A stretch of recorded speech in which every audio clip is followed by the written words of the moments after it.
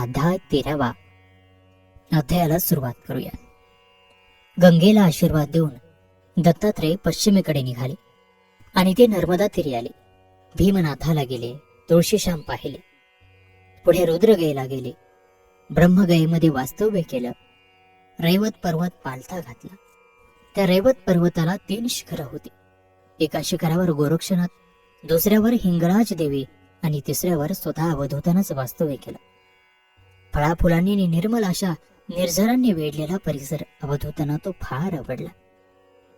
त्यांचं वास्तव्य ह्या पर्वतावर आहे हे कळताच अनेक सिद्ध साधक त्यांच्या भेटीला आले. आपण इथेच वास्तव्य करून आम्हास पतित पावन करा असं म्हणून विनवू लागले. जिथे 84 नवनाथ वस्ती करून राहतात तिथेच अवधूता तुम्हीही राहा असा प्रजेला भूपती, सर्व तारक मंडळात इंदुमती, सर्व दिशांचा पती सूर्य, तसा आम्हाला तू सत्य, म्हणून सर्वश्रेष्ठ अशा या प्रयागी त्र्यंबकभुजा तू वास्तव्य कर. त्या सर्वांच्या आग्रहाला मान देऊन मी पुन्हा इथे वास्तव्याला येईल असं आश्वासन देऊन त्यांनी तिथून प्रयाण केलं. ते पश्चिम समुद्रावर आले. गोमती तीर्थाला वंदन केलं. नारायण सरोवर पाहिलं आणि द्वारकेला आले. स्वतःच ते स्थान पाहून हरखले व पुढे कच्छला निघाले. मच्छिंद्रनाथांचं स्थान पाहून आनंदले. अशा तऱ्हेनं उत्तरपंथी मार्गक्रमण करू लागले आणि हिमालयात येऊन पोहोचले. बद्री केदाराच्या नारायणाचं दर्शन घेतलं, तिथलं स्वर्गद्वार बघितलं आणि पुढे हरिद्वाराला आले. ती अतिशय रम्य उदात्त तापसांची स्थानं बघून त्यांना परम संतोष झाला. अनेक तीर्थांमध्ये त्यांनी स्नान केलं आणि ठिकठिकाणच्या महात्म्यांची स्थळं पाहिली. मग ते रेवाळेश्वराला येऊन पोहोचले. रेवाळेश्वर अतिशय पवित्र आणि महत्वाचं ठिकाण आहे. पूर्वी या ठिकाणी अगस्त्य वास्तव्य करून राहत होता. अतिशय ज्ञानसंपन्न परंतु तापसी धनुर्धर, तेजस्वी इतका की साक्षात दुसरा सूर्यच. जेवढी जेवढी तीर्थक्षेत्र आहेत ते सर्व पाहण्याचं त्या मुनींच्या मनामध्ये आलं आणि ते निघाले. 85 शतकोटी मेदिनी शोधून त्यांनी तीर्थक्षेत्र पाहिली. त्या तीर्थांवर स्नान केलं व जिथे जिथे ते तीर्थांवर गेले तिथल्या तिथल्या तीर्थाचं जल त्यांनी अतिशय निगुतीने जीवापाड एकत्र केलं, ते जपलं. अशा प्रकारे उत्तर, दक्षिण, पूर्व, पश्चिम, मध्य व गर्भादी सविस्तर अशी यात्रा केली. सर्व तीर्थांचं पवित्र जळ एकाच कमंडलूमध्ये गोळा केलं. आजवर हे असं अद्वितीय कार्य कोणीच केलं नव्हतं आणि ते अलौकिक पात्र घेऊन ते पुष्कराजवळ आले. ते पाहून देवासुरांनाही अगस्तीच्या धाडसाचं कौतुक वाटलं, कारण त्यानं कमंडलूत प्राणपरानं सर्व तीर्थाचं तीर्थ एकत्र करून जपून आणलं होतं. त्यामुळे देवासुर चिंतातूर झाले की एवढं पुण्य यानं पदरी आणलं, मग आता दीन दुबळ्या पतित पावनांचा उद्धार कोण करणार? याचं पुण्य कमी होण्याचा कोणता उपाय योजावा ह्या विवंचनेमध्ये देव पडले. सर्व एकत्र जमले आणि विचार विनिमय करू लागले, पण उपाय सापडेना. म्हणून ते गुप्तपणाने पुष्करावर जमले आणि स्नानासाठी अगस्ती पुष्करात शिरताच देवांनी तो तीर्थानं भरलेला कमंडलू उलथा केला व सर्व क्षेत्राची आणलेली पवित्र तीर्थे त्या कमंडलूतून वाहून गेली. स्नान करून अगस्ती तीरावर येताच त्यानं तो कमंडलू पाहिला आणि संतापानं त्याच्या अंगाची लाही लाही झाली, डोळे रक्ताळले, प्रळयानळ पेटला. तेव्हा तिन्ही देव ब्रह्मा, विष्णू, महेश हात जोडून त्याच्या रागाचं निवारण करण्यासाठी उभे राहिले आणि स्तुती करू लागले. हे ऐकून अगस्ती शांत झाले आणि हसून म्हणाले, चांगली युक्ती केली, पण आता एक होऊ दे की या तीर्थामध्ये जो स्नान करेल त्याचं जरामरण नष्ट होऊन जन्म मरणाचं चक्र थांबेल व त्याला मोक्ष मिळेल असा वर द्या. हे देवांनी मान्य केलं आणि तथास्तु असा आशीर्वाद दिला.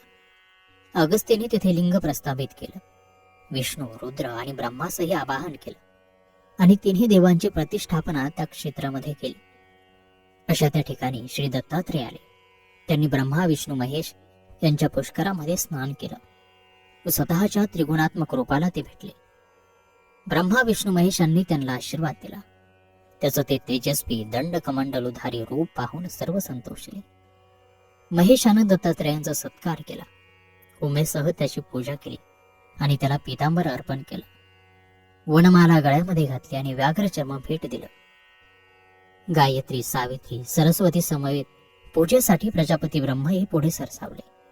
यथासांग पूजा करून दत्ताला त्यांनी कामधेनू वाहन केली आणि परम संतुष्ट केलं.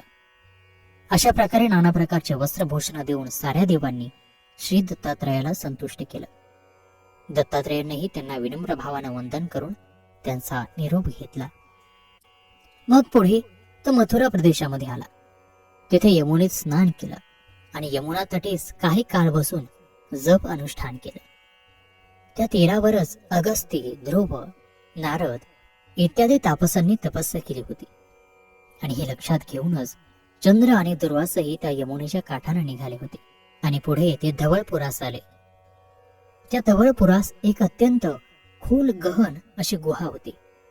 त्या गुहेत मुचकुंदाचं वास्तव्य होतं. तिथलं ते मुचकुंद सरोवर बघून गालव स्थानही पाहिलं. त्या पर्वतांच्या दऱ्यामध्ये, गुहांमध्ये गालव ऋषींची वस्ती होती. अविनाशी तेथे पाहून ऋषींनी त्यांचा सत्कार केला. आनंदानं त्यांचं स्वागत केलं. आदरानं त्यांची पूजा केली. श्री दत्तात्रयाने सर्वांचे आभार मानले आणि तो निघाला. तो पुन्हा पूर्वेकडे यमुना तीर ओलांडून ब्रह्मवर्ताकडे. याच गंगेच्या तीरी वाल्मिकींनी तपसाधना केली आणि यज्ञ, याग सर्व कृत्य यथासांग पार पाडली. आणि महत्प्रयासानं याच स्थळी भगीरथानं गंगा आणली होती. त्या ब्रह्मघाटावरही दत्तात्रयानं स्नान केलं आणि भागीरथी ओलांडून, नैमिष्य अरण्य ओलांडून नंदीग्रामी प्रयाण केलं आणि तेथून पुढे अयोध्येत शरयूच्या तीरी अभ्यंग स्नान केलं. अवघ रघुकुल निरखलं आणि नेपाळ मार्गे गंडकेश्वरी मोठी बिकट वाट करून आले आणि सर्व श्रमाचं सार्थक झाल्यासारखं त्यांना वाटलं. त्यांनी त्या लोकविलक्षण तेजपुंज विष्णुमूर्तीचं दर्शन घेतलं. प्रेमभरानं पूजन केलं आणि तिथल्याच तुळशी पाहिल्या. ह्या तुळशी अर्पण केल्यानं निश्चयाचं सार्थक होतं असा अनुभव होता. हिरण्यगर्भ पर्वतावर तर साक्षात सौभाग्यभाळी असलेले गुणवंत, भाग्यवंत असं सोनं विचित होते. शालिग्रामही नित्यनेमानं दृश्य स्वरूपात प्रकट होत होता आणि भाविकांना दर्शन देत होता. अशा या तीर्थास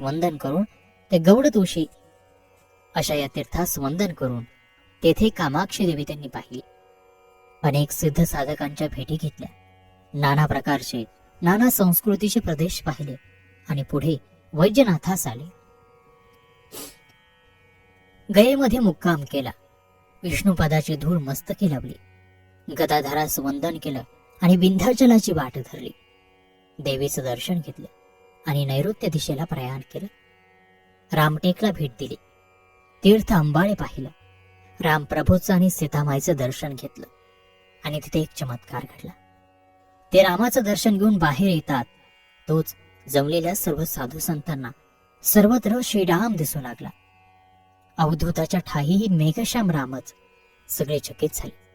हनुमंतानंही चरण धरले. तेव्हा श्री दत्तात्रय हसले आणि मारुतीला त्यांनी दृढ आलिंगन दिलं. तेव्हा मारुतीराय म्हणाले, परमेश्वरा, तू खरोखर थोर आहेस. तुझी लीला अगाध आहे. तूच सर्वेश्वर, सर्वत्र एकच आहेस. शेवटी अवधूतानं त्याला हृदयाशी धरलं आणि त्या सर्वांचा निरोप घेतला. ते परत माघारी फिरले.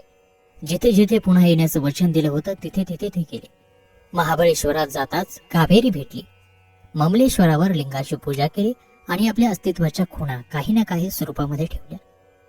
नर्मदेतले कंकर म्हणजे गोटे ते सांबाच्या रूपात राहिले. आजही ते तसेच मिळतात. कावेरी तीर्थातली गोटे रक्तवर्ण गणपतीच्या आकारात मिळतात, तर नर्मदेतले पाषाण हे बाणाच्या स्वरूपात मिळतात. आणि ते दत्त स्वरूपाचे अस्तित्व म्हणूनच पंचायतनात ठेवतो. त्यांची पूजा अर्चा करतो. विष्णू रूपाचा अंश म्हणजे गंडकेश्वरीत सापडणारे सूर्यकांत आणि सोमाकांत आणि गोमती तीर्थी सापडतात ते शंख. अशा तऱ्हेनं भिन्न भिन्न रूप धारण करून सर्व जीवमात्रांना पावन करण्यासाठी पंचायतनाच्या रूपात दत्तात्रय राहिले आणि आपली सर्व तीर्थयात्रा त्यांनी पूर्ण केली. ओंकार, ममलेश्वर, वेरूळ, भीमाशंकर, परळी वैजनाथ, औंढा नागनाथ, सप्तपुरी अशा विविध स्थळी संचार करून त्यांनी आपल्या आश्रमामध्ये पाऊल ठेवलं. अशा प्रकारे या कथेसह अध्याय 13 समाप्त होत आहे. पुढील कथासार पुढील अध्यायात